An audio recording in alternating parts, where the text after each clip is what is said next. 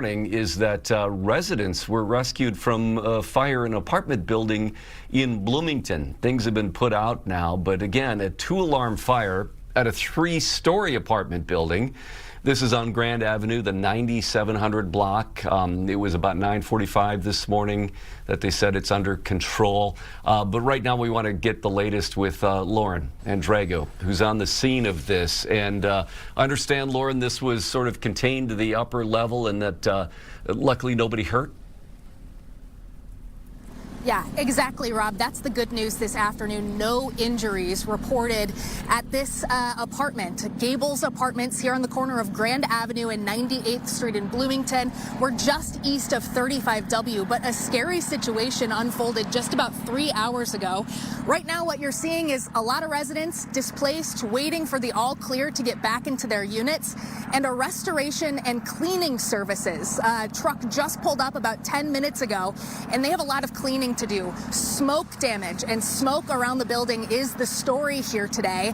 A large fire broke out around 8:30 this morning. That is when Bloomington Fire first got the call. They quickly called in backup from Richfield, Edina, Burnsville fire departments and arrived to a really big fire. A lot of fire coming out of a single unit of the 3rd floor. And when they arrived to start evacuations here of the 100 or so residents on the scene, smoke began to quickly permeate the 3rd floor of this apartment. So because of that, they had to rescue multiple residents who could not find their way out of the 3rd floor. They rescued 4 people from a single window of the 3rd story and several others from balconies all around this building. Very little smoke damage is visible from the outside of the building, and luckily, due to the fire crew's quick work here, the fire was contained to just the 3rd floor and the attic. So we're waiting to hear from crews here about whether residents are going to be able to get back into the building. That is what they're inside doing now, is evaluating the safety. I spoke to a couple ladies out here who were waiting with their kittens, who were in kennels. They're 1st floor residents. They said, fire crews said they should have no problem getting back in at some point this afternoon. It's those 3rd floor residents that might have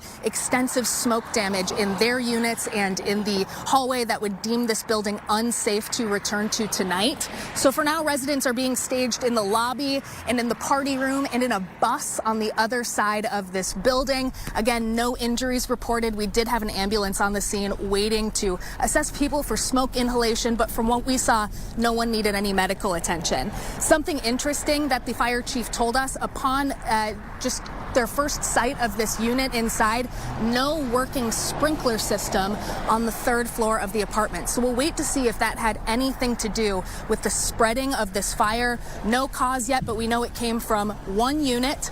Not sure if there was anyone in that unit at the time.